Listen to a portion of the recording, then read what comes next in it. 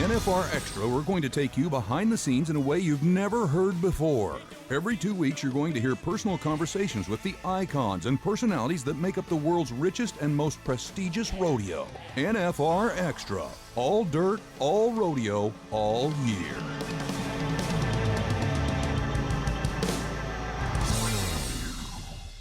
Here we are, NFR Extra, episode 25. I am your host, Nevada Colwell. And I'm your co-host, Brylan Bentley. We're here at Cowboy Christmas inside the Bloomer studio. Boy, did we line up some stuff today. Allan Jordan and Alexis Bloomer join us on today's episode. And Allan Jordan is a NFR judge? PRCA pro official. Okay, so you and I gotta be in line with this one, right? And we gotta keep straight, and or otherwise he'll keep us straight. Yeah, he was a straight shooter on this whole interview. Yes, indeed. And then obviously Alexis Bloomer, right?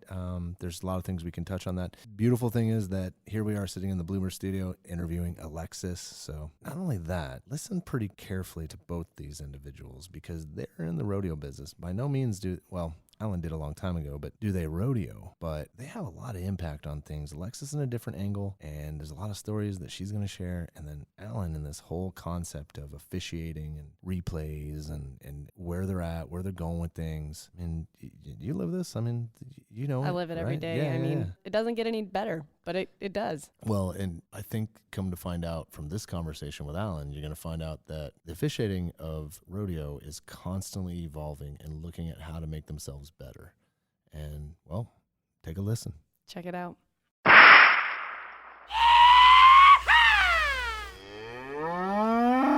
This is Brylan Bentley covering the rodeo news of the week. Round 2 of the Wrangler National Finals winners are bareback riding, Trenton Montero with a 90.5. Steer wrestling, Tyler Wagasback 3.6. Team roping, Clay Smith and Jade Corkhill 4.4 seconds. Saddle bronc riding, Jesse Wright with an 89.5 point ride on Awesome Sauce. Tie-down roping, Marty Yates 7.3 seconds. Barrel racing, Donna K. Rule 13.69. Then Garrett Smith 91.5 points on Black Gold. And now, NFR After Dark with Kendra Santos. Here with Idaho's Garrett Smith, who just won the second round, stuck it on 91.5 points. Tell us about that bull. Have you had him before? No, I didn't know much about him. All they say is a little black bull that steps ahead, around to the right, and it's a handful. So that's all I asked. I didn't want to know too much more. Pete Carr's Black Gold, you've not seen him before? I haven't, no. But a lot of people have been on him a bunch, and I guess they've only rode him once or twice. So they said he bucked, so... And he did. Yeah, that's for sure. Okay, so I want to go, kind of go all the way back. If memory serves, you won a record 3 all-around championships in the National High School Rodeo Association, correct? Yep. And what all events did you work? Oh, wow. For the first 2 years of high school, I worked all of them. So, I mean, your calf roping, bull logging, team roping, barebacks, broncs, bulls, and cutting. So, and then after that, I quit riding bareback horses because I thought that was a dumb idea. And so I'm so glad I quit that. So you thought bull riding was a good idea? It hurts a lot less than that event. That one's dumb. Okay, so now 2014, Brother Wyatt Bulldogs here, and you jump in at about the 6th round and hazed. I don't even remember why. Why? What? He just felt more comfortable, I guess. Needed a little change, and so I was supposed to just be the little kid hanging out down here and warming horses up, and all of a sudden he's like, all right, you got a haze. So it's the most nervous I've ever been in my life. Talk about versatility. I don't know if I've ever heard of a combination of a bull rider hazer at the NFR, but anyway. Yeah, it's something. So okay, so this is your 3rd NFR. You were here in 16 and 17. Explain the gap last year. Last year wasn't very good for me. I had knee surgery after the finals in 17, and then had another surgery after that, and rodeo for 3 months, was making the finals, and then broke my pelvis. Goodness. But it's. I mean, you still want to do this? Yeah, I really suck at golf, so I have to do this. Okay, now what? I understand that Wyatt, he was a gymnast. Now he's a police officer? Yep, he's a canine officer for St. John's, Arizona, I guess Apache County. And he's got 2 little girls. Yep. So you're an uncle? Yep, they're going to be here Monday, I believe. Okay, the last thing I wanted to ask you about tonight, there were 3 rides tonight. So there's big time ground money. Oh, yeah. Right? But it counts now in the bull riding. Yep. Okay, how much did you win tonight? Good job. I have no clue. I think they said 33, I think. $33,000 tonight, and it counts. Yep. Right? Yep, it all counts. So, I mean, there's always incentive to make the whistle, but I mean, on a night like this is a big move. Oh yeah, this is our eliminator pen, so we're kind of known that there's not going to be very many rides. So it's kind of one of those nights where you get your rope extra sticky so you can't let go. When will these bulls go again? Oh, I have no clue. Okay, I'm not one to ask that question. I lied because I do have one more question, and that is, like, watching the bronc riding tonight too, obviously the eliminator pen, who picks the bulls, and do you guys want the Big E's, as they call them? We all the bull riders pick them. I like the eliminator pen. We didn't get to bring a lot of the eliminators because some of our guys weren't very tough and didn't want to get on them, but that's all right. So why do you like them? It makes it more challenging, and you're gonna have a big ride, and if you ride one of those, you accomplish something. Pure riding contest. Yeah, it's a lot of try, so it's pretty much whoever can keep their hand shut and try the hardest is gonna win it. How many victory laps is this for you now? Only 2. The first time I won a round was the 10th round, so that's where they just hand you a buckle and say good job. Oh, so this is extra fun. Yeah, this is. And you actually know how to ride a saddle horse. Yeah, some days. In the Grand Nature, we feel like we don't, but... Well, I don't know how great the horses are that you get to get on, but anyway. It's wild. All right, well, congratulations. Continue good luck. You bet. Looking for tickets to the Wrangler National Finals Rodeo? StubHub is the official secondary and fan-to-fan site of the rodeo. Fans can buy and sell their tickets through a safe and secure online marketplace. Visit nfrexperience.com. To celebrate the 35th anniversary of the National Finals Rodeo in Las Vegas, LVE and PRCA present the top 35 most memorable moments. Sage Kimzey set his sights on Donnie Gay's record of 8 bull riding world titles right out of the blocks. And after 5 seasons, he's 5 for 5 and the odds-on favorite to win 6 in a row. Can this kid ride bulls? Can he ride bulls or what? How good is that? Kimzey won his first world championship in 2014. The same year, he also took the Resistol Rookie of the Year bull riding honors. Kimzey is in a rare rodeo class of cowboys who won world titles in their rookie year. Just 6 cowboys can make that claim. Kimzey sewed up his 5th straight world title in style last December in round 10 with a 93-point thriller aboard Butler & Sons Record Racks Shooting Star. There's the old Sage right there that we're used to seeing. Come on, Sage. And that's the vintage Sage Kimzey that we come to expect every time he nods his head. Kimzey also owns some impressive rodeo earnings records, including becoming the first bull rider to ever win more than $400,000 in a single season, a feat that he's accomplished twice, which includes the record for annual bull riding earnings of $436,000 plus set back in 2017. With 2 NFR bull riding average crowns to his credit, one in 2014, the other in 2017, Kimzey enters the 2019 NFR, gunning for Jim Shoulder's record of 6 straight world bull riding titles. He rides in with a lead of nearly $100,000.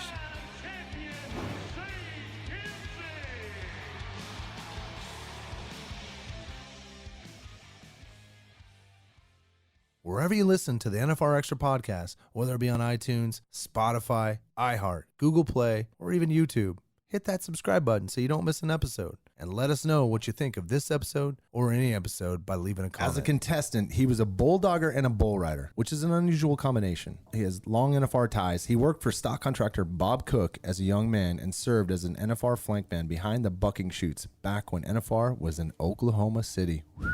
Giving my age away now. Yeah, right. Welcome to the show, Allan Jordan. Thank you. Yeah, thanks for coming on. No problem. Feeling pretty special. We got a judge sitting here with us. Well, don't go there. This has been a long time coming. Absolutely. You guys be nice. So, Allan, you've been a PRCA Pro official for a long time now. Is there any special NFR moments that stick out in your mind over time? 2, 3, 1, whatever. Anything that hits your heart, mind? Yeah, it's the advancement for the contestants and how much money they're making from Oklahoma City to here, how much is behind it in Las Vegas and everybody that follows it, and I think it's such great opportunities for the contestants nowadays. Nice. Now, for you seeing over the past 35 years, we can just stay on this real quick. Sure. 35 years has been a lot of changes. Yes. In Vegas. Has Vegas, or not necessarily Vegas, the NFR in Vegas, has it been the pinnacle of change for competition across the board in the season? Things like sure, is it there has. any examples? Sure, or it anything? has. I can just give you an example. Some great rides back in the day. You know, it'd be 88, 86, and now we're 90s almost every time. The competition levels went up. The stock's been better. Yep. They screen their stock better. Our contestants are way more on top of it. Nice. You know, because there's a lot of money Yep. now. I mean, we used to go down the road and get by, you know, with what we got by with. Donnie Gay talked about that a lot Yeah, when we interviewed him. I remember Donnie when I was a kid coming out to California, and I mean them guys, they busted the trail there. Tell me, so we had Oat Berry on yesterday, Uh-huh. and Oat talked about the difference of coming into this arena, and apparently y'all had not been riding in arenas prior to that, or at least a small intimate arena. And he said that the timing of everything changed, which increased the competition. Yes, especially in the timed events, that the scores are so short, and there's just that much less chance for error. Nice. You know, if you miss the barrier, you're not going to make the money that night. Yep. I mean, that's just how it works, you know. He talked about the training aspect of that. I mean, I guess to my point for you is, did you guys have to change your game and how you had to keep up with everything? We do. We're changing. We changed this year. You know, Oh, wow. our we're always evolving, trying to get better, and especially in our judging program. You know, we have films now that we get to go over. We get to scrutinize these. It's accountability is what I call it. And, nice. And I do with bull ridings and stuff. And if you stand accountable for yourself, there's nowhere to do but go up. And throughout the year now, the PRCA is actually hosting judging clinics. Mm-hmm. Yeah, we have our seminars, and I think we have 12 or 14 across the country. And we're trying to build a judging program. Nice. I think we have 160, give or take, and then there's 8 pro officials that are full time. Yep. And the rest of them are reserves that come in. They'll apply for the rodeos that they think they can go do. Yeah. And then they get assigned to them. So go ahead, Dobie. Is that similar? Yeah. Is that similar to how a bullfighter gets their card? Kind of explain what a judge has to go through to get their pro official. Good point. Well, when it started back, if you want me to back up some, I was entering the bull riding and the bulldogging, and we were so lacking of judges on the West Coast that the Jack Hannum was the time. So he would call. I'd have a good bull, and he goes, "Hey, I'm drawing you out of the bull ride, and I'll leave you in the bulldogging." I go, "What? No, you can't do that." You know? Oh no, we're doing that because of my background of being raised in the business and knowing the other side of it. So you get all aspects of it. And so I go to the rodeo and be in the bulldogging, you know. Yep. That's kind of how this started. So this is more of the kind of, we've had this topic for youth rodeo and how important it is for the contestants today, and you know how many of them say, "Oh God, I would love to have that," and they had like little britches and things like that, but nothing to what's going on today.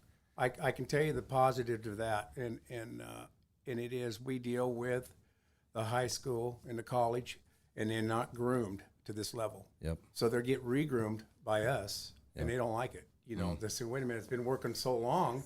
Wait a minute, this is so now I can see this positive coming that they're going to be getting this at a young age, so it's less problems when they get up to."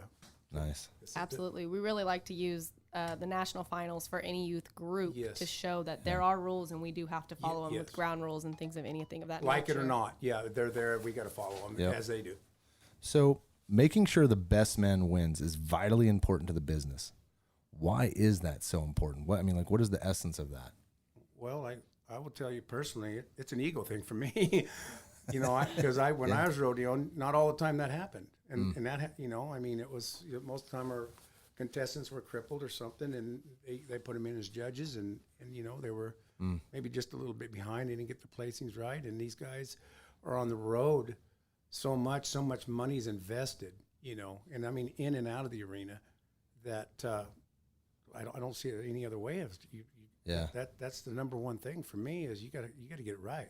Well, and this is just, we always try to do a little contrast or compare. If you look at what goes on in other pro sports, clearly we focus on human error a lot, right? Like, and that's something that just, it's driven home so much, people losing their minds about, the refs or whatever it is. And then obviously you guys are judges, you guys all fall in that same kind of realm. Oh, sure. I mean, is there things that you guys look at from the pro side? I mean, do you ever look at NFL and NBA and look at what they're kind of doing? Is there things that you guys pick up on that? Well, actually, they invited us 8 to Really? I'm trying to think what it's called, where all the all the officials are for the NFL and all Gotcha. that. Yeah. Wow. And so we went there, and we give them our background. They come and watched us at San Antonio and stuff. And Mike Pereira was our man. He's the one that got us in at our seminars, and he come to our seminars. He's the one that got us in this deal. Yep. And he sat there and just shook his head. He says, we have officials in one spot on the field, and that's all they do. They're not doing the whole game. Yep. And us, we're doing the whole game with different entities flying at us at all different directions. Totally. So he was an amazement, which probably if you do our, we're gonna miss some. Yeah. Our bit because of our deal. Yeah, you're human. Yeah. Oh yeah, absolutely. It's kind of what also makes it great. Yeah. Right? Is that human error is there? I mean, because nowadays, if they really want to, it's a show. I mean, it's competition. If they want to really, really get it right, which we do on other deals, we'd have that replay, but that replay doesn't work all the time. I mean, it does for controversial stuff, but just like Mike said, they've spent millions and millions in the NFL, and they would never do it again. Yeah. And so just like I'll just give you an example. Billy Edmeyer rides a horse out there. He's 90, and go, wait a minute, anybody can push the button. Bingo. Yep. We'll go back and scrutinize him. He missed him out. They don't like it ever took away from him. Yep. They do not like it took it away. They always want it. Yeah. Oh, okay. So here's something else. So you think about, and I think about, we got Alexis sitting in here. She's with Sage. She's filming. Yep. There's a lot of filming going on. Sure. That probably, I would imagine, impacts the decisions that happen, right? Do you hear a lot of that afterwards? Like they have evidence or whatever it is now. Well, I look at it that way. If you can look at it two ways, a negative or positive. Yep. And I try to look at it. I'm on Sage. Sage and I are very good friends. He puts his videos up. I look at him and go, yeah. Because all you're doing is learning from it. Absolutely. Instead of looking at it saying, God, they're scrutinize me over it. No, you learned something by it. I mean, it's a fantastic tool if you use it in the right frame of mind. Yeah. So, so we're going to stay just on this just for a little bit. Judges are humans and mistakes and make mistakes, and they're always going to be made, no doubt about it. No one hates a missed call more than a judge, right? You just touched on that. Yeah. Are there some moments, just like we've seen? I'm good. I know right where you're going. Perfect. Look, I'll give you an example of like the Saints last year, right? In the NFL, right? Yeah. Is there anything that sticks out in your head that someone missed something or someone didn't how get about that? Allan? Golden buck. Yeah, how about Allan? Yes. I remember I was I was flagging the short go at Bulldogging at San Antonio one year. Jason Miller, he grabs a steer right there as he's going by.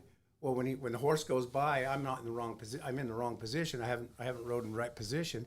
So when he comes around, he looks like he's down. I call him for down. And Jason, he's one of my heroes anyway. And so then we get to look at the replay like 25 times. Right. I'm telling you. Because great time. Yeah. And we had 18,000 people just booing. And I'm going, oh, I wish I could dig a hole and get out of here now.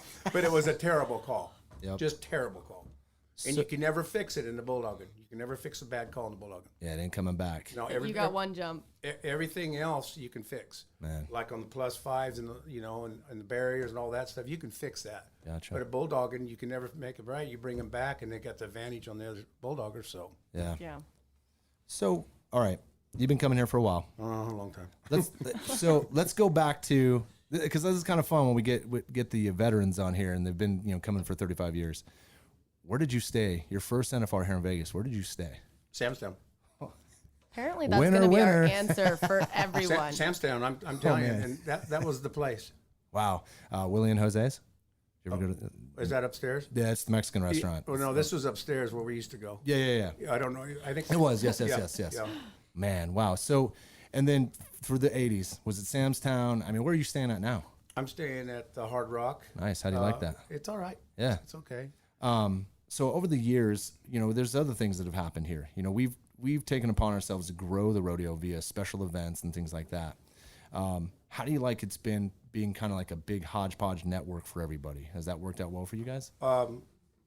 It's we pretty much stay hidden.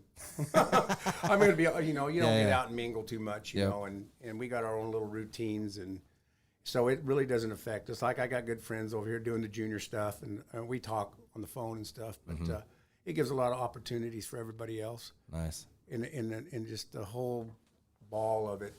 I didn't think I'd like it at first, but there's sure a lot of people that sure cover every part of it, and that's nothing but positive for our industry. Gives a job to everybody that's working. Yeah, you don't have to be You don't have- number one at the Thomas and Mack. You can work your way up. You don't have to be a chosen little group. You know, I mean, it's opening up for a lot of people.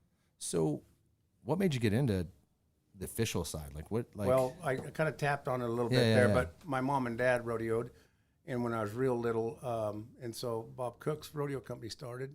I was real little. I'd work for him for the summers in L.A. And pushing cattle and stuff, and I just went. I ended up moving up there and living with him. Went to high school up there and everything else, and flanked for him, and that kind of got me started. I was pretty much hooked since I was a little kid. But as like the judge started, I mean, we were just passionate about. I don't know necessarily being right, but more or less keeping things right. Is that? I mean, well, after you compete and you complain. Yep. And I had no problem complaining because I was the director out there in California for 15, 18 years. I dealt with all the complaints, you know, from the contractors to the contestants. So if it wasn't right, it was always Allan complaining. So then they said, okay, you're the big complainer. You get in there and judge. You know, I said, okay. Okay, fine. Yeah, here I am. That is awesome. Yeah. Well, we know you. Look, hey, we got short time. We know you're a busy guy. Yep. Thank you for coming on the show. I mean, this is some good stuff. I mean, You guys make it easy. yeah, no. And then Alexis is here, so I can go back and tell Sage, you know. Yeah, absolutely, right? So, I mean, how are you liking the competition coming into this? I mean, you feeling good about everything? I don't really even keep track of that. Yep. Because it's just better for me to be open and fresh on every night. Nice. I mean, like here, I'm in the bareback riding, and I'm on the back being mean to the bull riders if I have to be. Yep. And Butch Kirby as well. But we have such a good relationship with all of them that they all understand what we have to get done. Yeah. You know, so I don't even look at that where they're at or what's going on or what they have drawn. It's just better that way. Yeah. Makes sense. Yeah. So, and this is probably the last question. How do you feel about rodeo today? I mean, you've seen it come, you've seen it grow.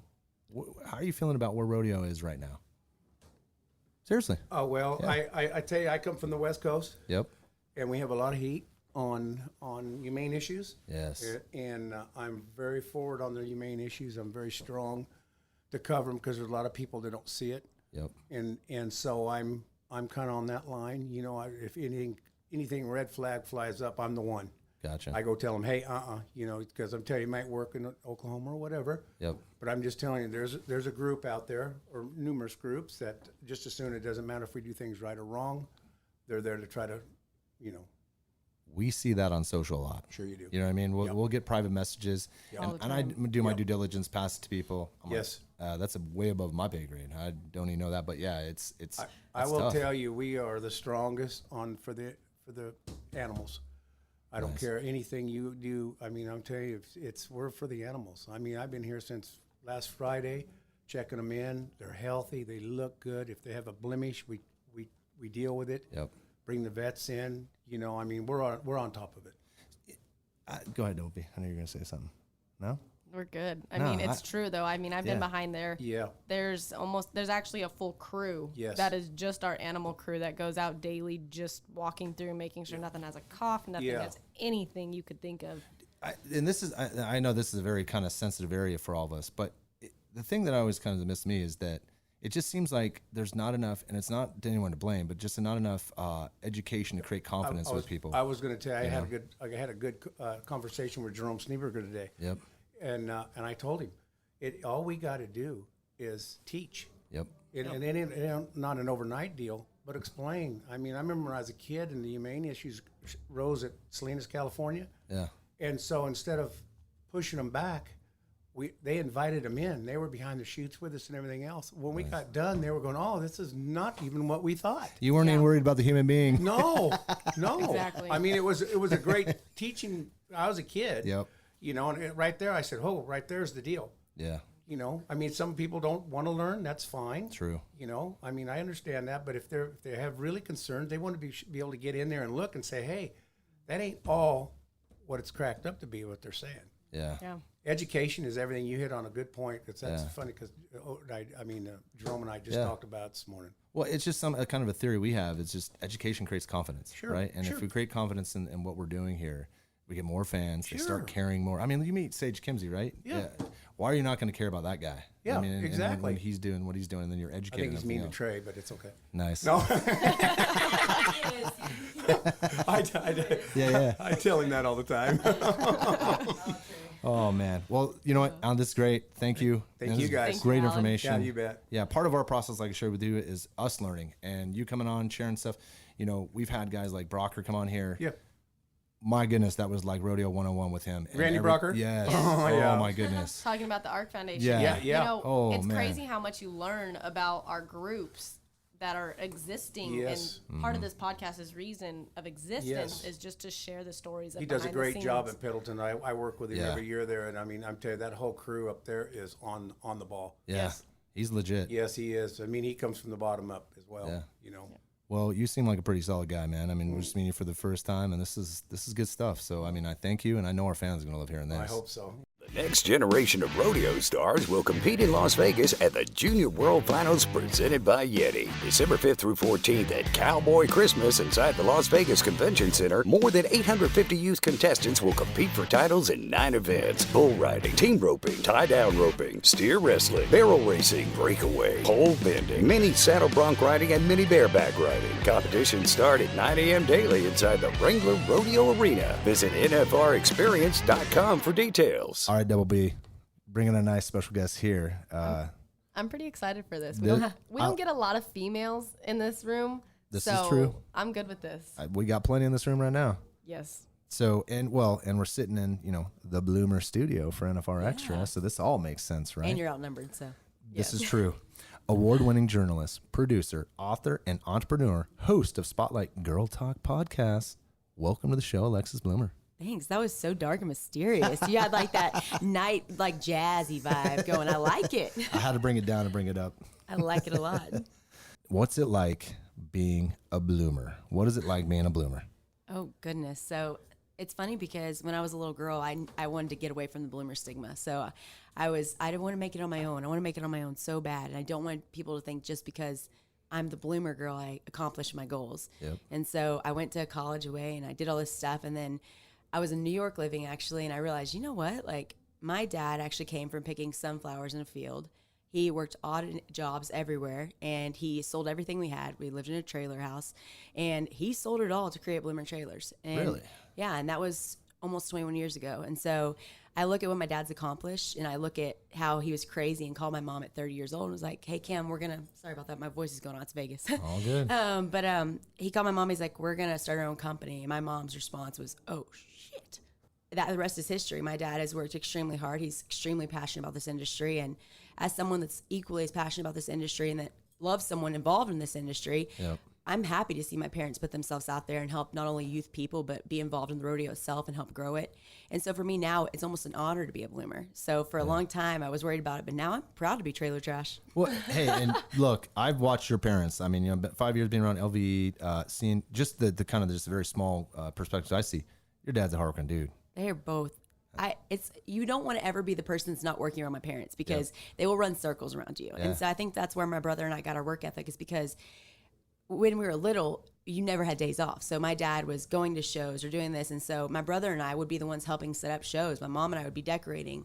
Even this year at the BFI, we're the ones out there serving drinks and stuff to people. So we're never too big to do any of that stuff because that's what helped our family get to where we are now. And we're so passionate about it. And we're passionate about the products too. I mean, we want to build the safest, most durable, and the beautiful trailer going down the road. And so for us, it's a family affair and we're all really proud of it. You know what I think is intimidating about you guys is your guys' confidence. You know, you work hard and like that, and a good intimidating. Like that's I think why you get this kind of this camera on you a lot of times is because your confidence. You know, it's funny because for a long time, like I said, I struggled with that. I was like, okay, and people still ask me questions about trailers, and I'm clueless. I'm like, you know what? Go talk to my brother, my dad, or my mom. So for me, I'm like, they're awesome. They're going to keep you safe. My dad will take your phone call on Christmas Day. Like I know that for a fact, and so that's something I really am proud of. But it's easy to be confident when you have such a great support system. I feel like my parents instilled in us from a young age that together we can go through anything, and we've went through rough times. And I feel like for us as a family, we grew through them, and we just feel stronger than ever. So talking about confidence, you have a book that is Good Girl, Bad World. Mm-hmm. Can you kind of touch on that a little bit? Because that book pretty much talks all the way through about a teenage girl living their life in confidence. Yeah. So it's funny. I wrote that book.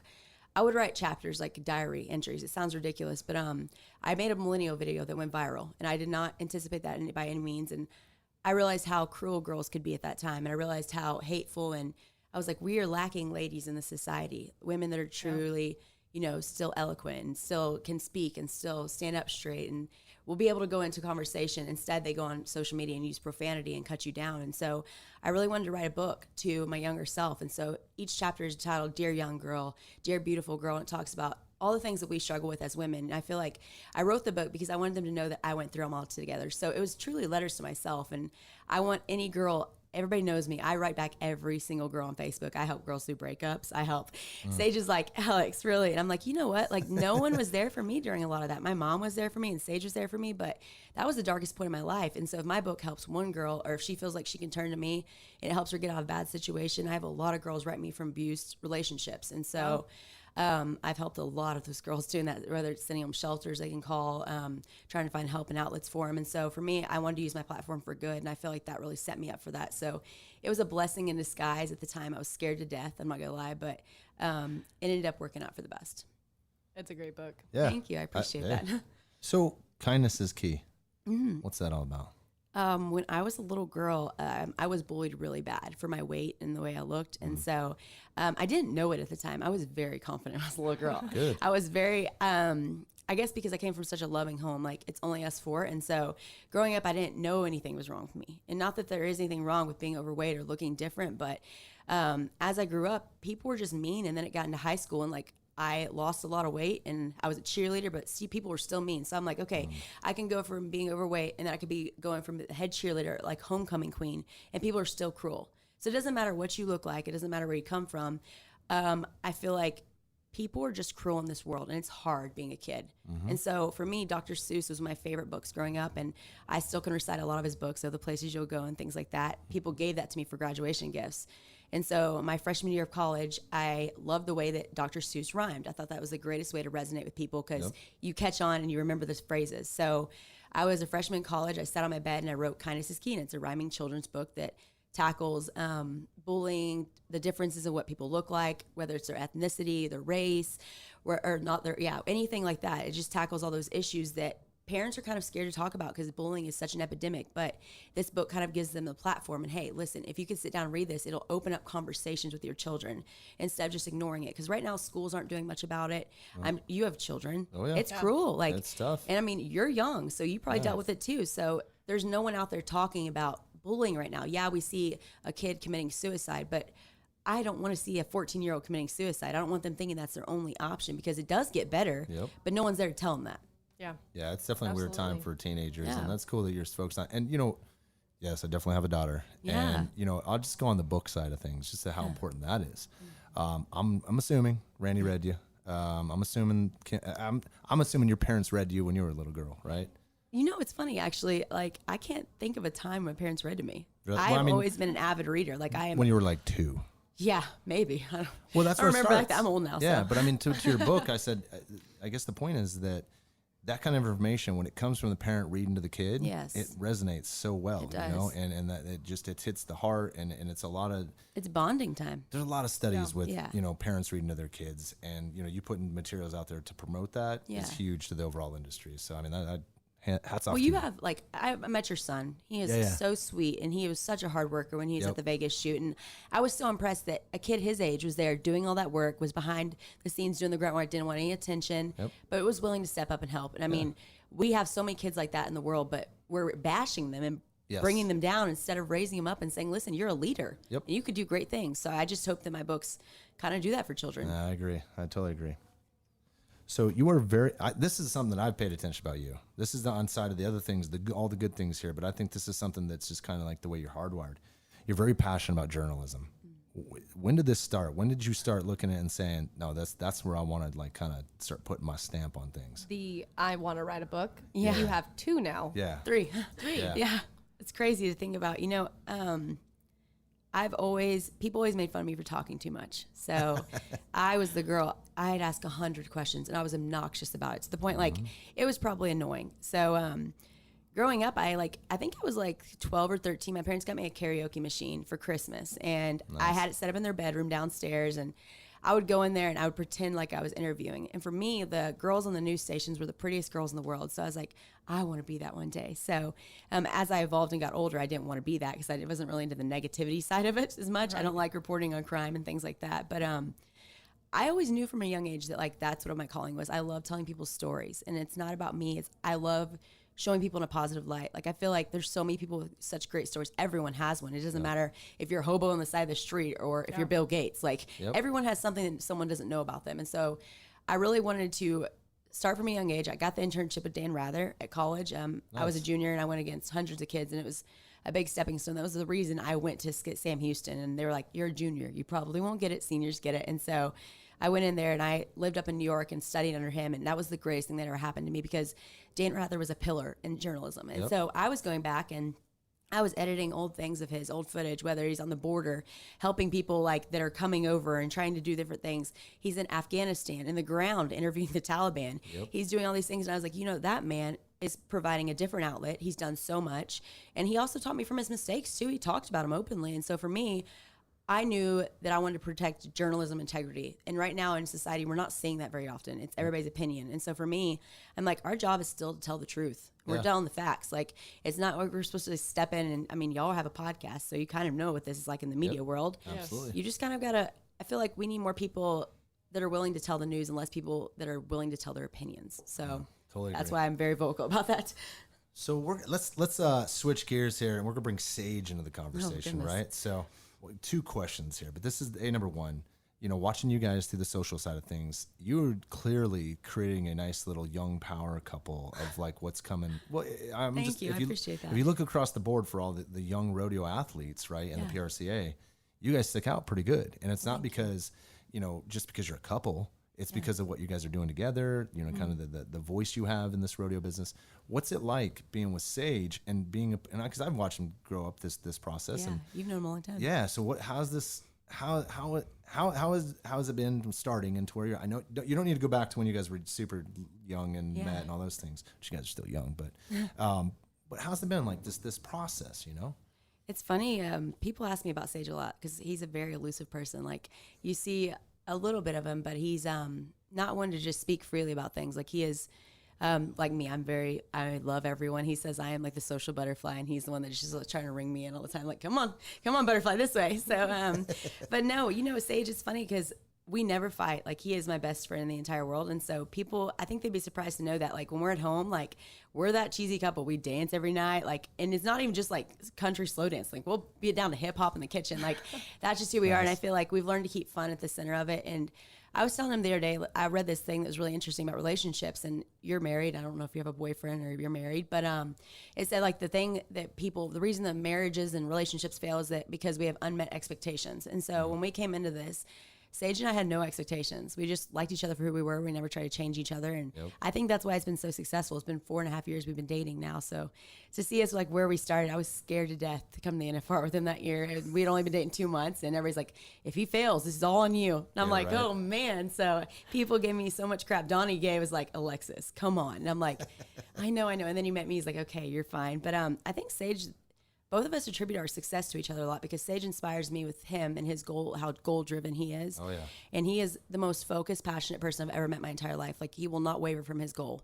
People try to make him, and so for me, that gave me a lot of confidence, too, that, hey, I can write books. So before Sage, I had accomplished a lot, but I tell everybody all the time, after Sage is when I became the award-winning journalist, producer, author, host, everything. And so I really do owe a lot of my confidence to him, too, because he is so confident in himself. So being with a partner like that, it really kind of keeps you grounded, but at the same time, it shows you that you can accomplish anything, especially when he's brave enough to go do it. Yeah. You touch on relationships, and yes, I'm married, and something that kind of, I think, if I'm not being, some sort of marriage counselor guy here, but I like it though. I like where it's going. But if you think when you use the word partner, it's probably properly said, because that's what I have with my wife, right? Yeah. And if anything, by no means am I there to provide for her or her to provide for us. Yeah. We provide together. Definitely. And it's all about that partnership and teamwork that, when you guys are actually in it together, it makes a bigger difference, right? Mm-hmm. Like if there's one side of, like if Sage was the one providing everything, it's going to be outweighed. There's not going to be a nice scale to properly going forward. And I think that's crucial to success. It's to a happy marriage, to happy life. So with that being said, there's one question. This is from Michael Mack. He just wanted to man, feather I you knew guys. this would happen. But this is a kind of a more of a soft Michael Mack coming at you guys because he knows you too.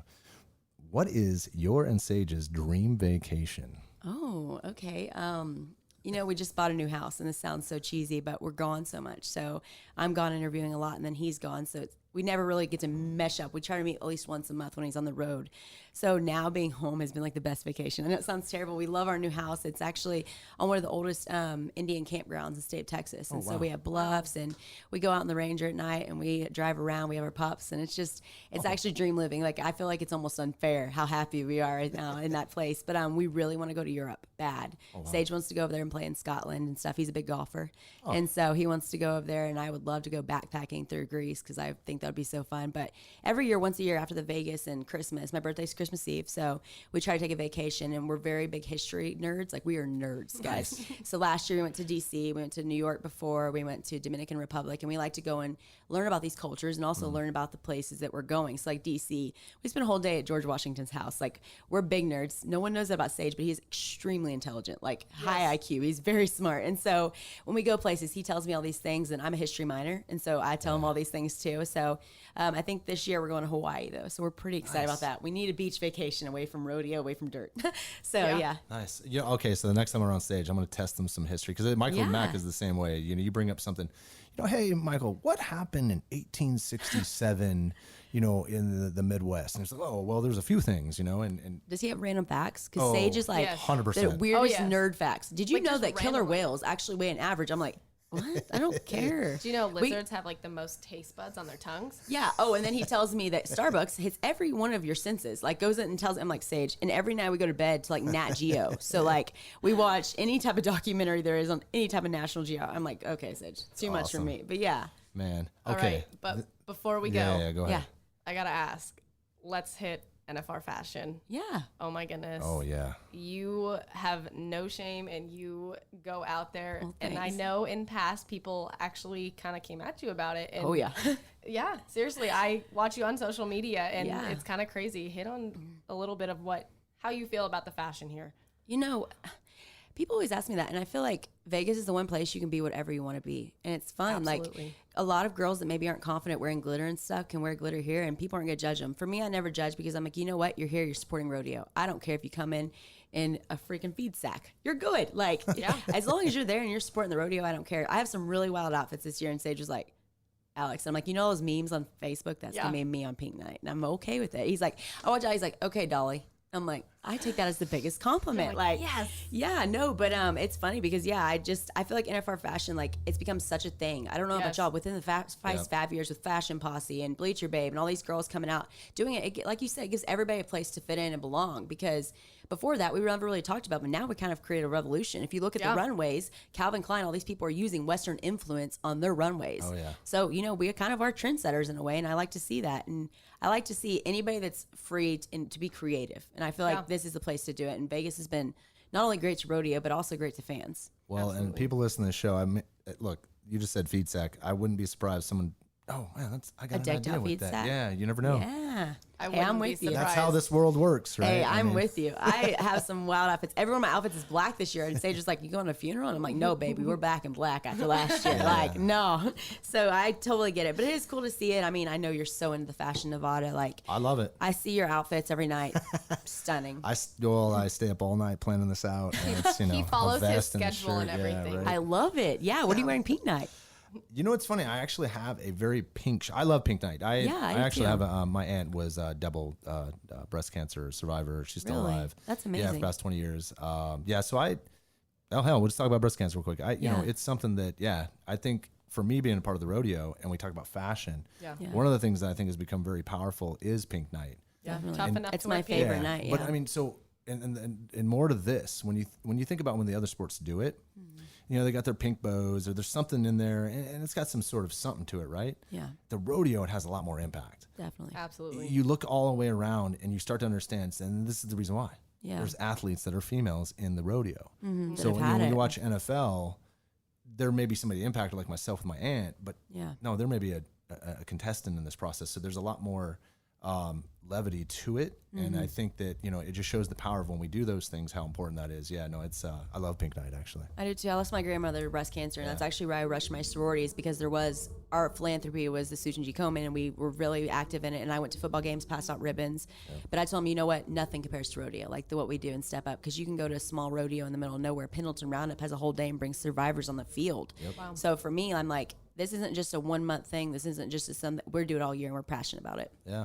Awesome. Join us for Pink Night on Monday. Yeah. Yeah. Right here at the and Throwback next Thursday. Oh, Throwback. I know. I'm Thursday. so excited. And we're so pumped. Yes. Well, thank you guys so much. Yeah. Thank Well, this you was for coming on. Yeah. This was fantastic. I'm glad I could fill in for you, Dale. Yeah. No, this is hey, you know what? At the end of the day, this is what people want to hear. You know, there's other people that are listening. We're not always talking about rodeos, we talked about, and yeah, this is probably one area we haven't addressed. So thank you, Alexis. Of course, thank you guys. You guys do a great job. I like the gold mics. Thank you. Thank you. Well, that's a wrap on that one. Again, learning and from Allan and Alexis. I mean, two different individuals in this business, but there's always a crossover, right? Whether it's Sage Kimzey in her world, or you know, Sage for him. There's a connection there, or the concourse, or that's in the arena. Yes. Just amazing though, and it was amazing that the things that Alexis shared opposed to something like Allan, completely different on this episode, right? I mean, they don't match up, but it's rodeo. Thanks for joining us on NFR Extra. Visit nfrexperience.com for more information. Also, don't forget to follow us, Google Play, iTunes, Spotify, or wherever you listen. Click subscribe. Gotta make it out to Vegas, where the big boys roam, with the rovers and the racers and the bulls and the broncs, and the ladies in the skin-tight wranglers and the cowboy hats. And it don't get